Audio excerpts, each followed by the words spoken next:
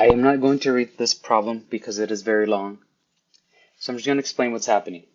We have a heavy liquid in this tube, U-tube, pun intended. And then we have a light liquid which is poured. And in so doing, this heavy liquid is being pushed down over here and upward over here. We're also given this cross-sectional area for this circle. You can think of this as a circle. And then this other cross-sectional area.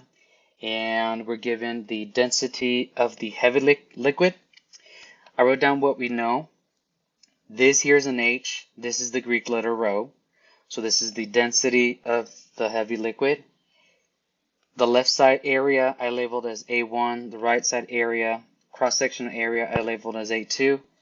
And then this is an L for light. So this is the mass of the light liquid, density of the light liquid, and we need to find this length, or you can think of it as height, L.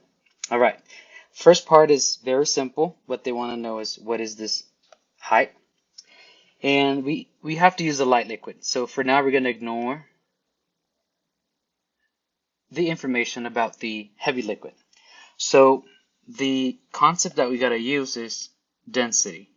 We know that's mass divided by volume. In this case, if we use our variables, we'll have that the density of the light liquid will be equal to the mass of the light liquid divided by the volume of the light liquid.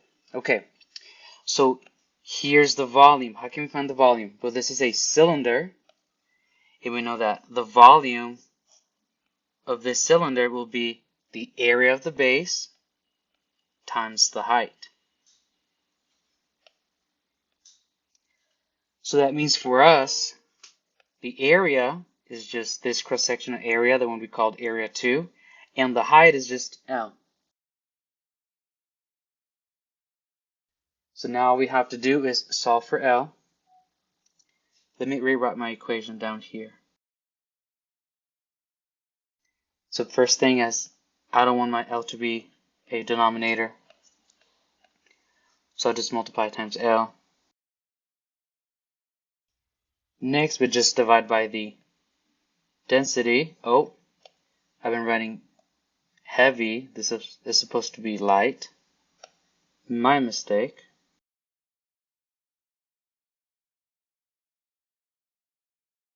Okay. Our final equation is just that the length L, or the height, is equal to the mass of the light liquid divided by the product of the density of the light liquid times the right side cross-sectional area. Part 2 is more complicated because now we're given the density of the heavy liquid. So let me add it to my given. I'm just going to copy everything. So I just copied everything as though we had a different problem. And now we have to find H1. Okay. Now we have to think about the heavy liquid. So when this light liquid is being poured, of course, this side will increase its height, and this side will decrease its height because this gets pushed down, this one gets pushed upward. However, we know that the volume, the increase in volume here, should equal to the decrease in volume here. Okay, again, the increase in volume here should equal the decrease in volume there, because we're not removing or adding any of the heavy liquid. Therefore, we use this definition for volume. So we can say that the volume on the left side is equal to the volume on the right side for the heavy liquid. Let me use purple for that. So volume 1 equals volume 2. I will use green instead because it's a green liquid. So then that means the area on the left, and if you think about it, the increase is this portion, which is H1, That's why I picked A1 on the left side, because I knew they were going to correspond. Which means the right side is just A2 times A2. I don't know if I said it right. A2, area 2 times height 2. Okay, now we have to think about pressure. Okay, we have to use pressure to solve this problem. So this light liquid is going to apply a pressure, and in so doing is going to force or push this upward. And that's why we have this difference in height. Okay, so we know by Pascal's principle that the pressure applied here should be equal to the pressure over here on the left. So then we can say pressure 1 is equal to pressure 2. And in this case, pressure 2 is due to the light liquid, so I'm going to have it in blue. Okay. Now, before I move on, don't forget, in this case we have an open container, so we have to take into account the pressure from the atmosphere. So we know that the absolute pressure is equal to the atmospheric pressure plus density times gravitational acceleration times height or depth. Okay, so we use that definition. Let's start on the left side. So on the left side, because the left side and the right side are both open, so I can just ignore this one.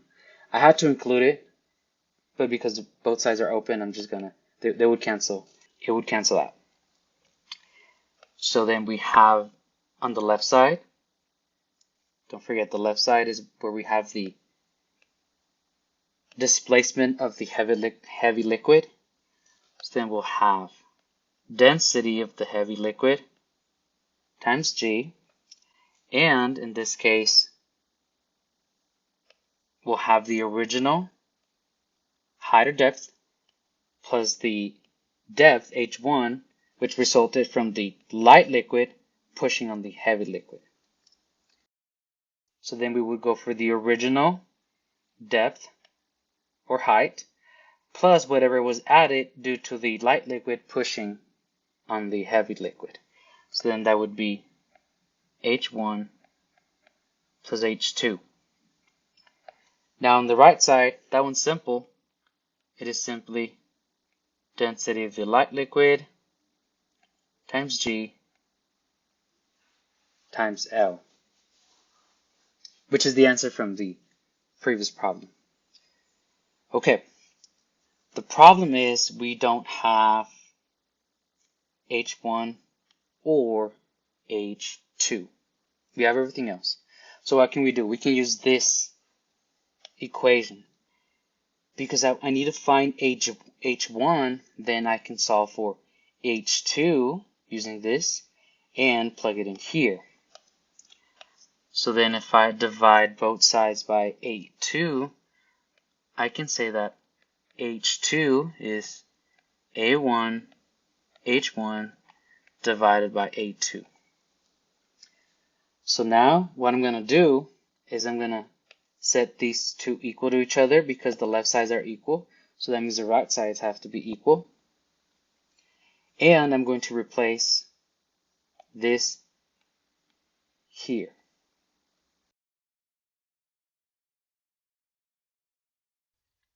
I think you can see how the gravitational acceleration is going to cancel.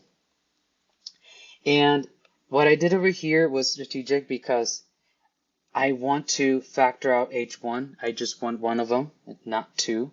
Oh no. Well, I mean, it's the same one, but I don't want it twice. So then I can just factor out H1. So now I can just, wait, let me change this one. It doesn't look like a subscript. There you go, that's better. Now I can just divide by density of the heavy liquid and this expression, and that will isolate H1.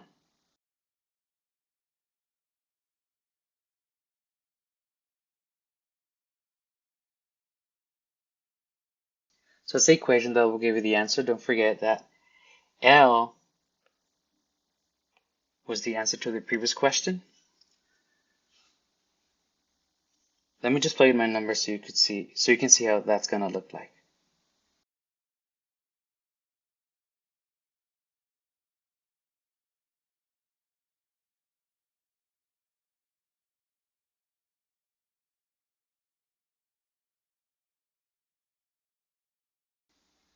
So this is how it would look like. I did not write this one. I don't know what it is. You can find it with this one for sure. And these units will cancel, so you end up with centimeters, which is exactly what you want. You want the answer in centimeters. And that's it.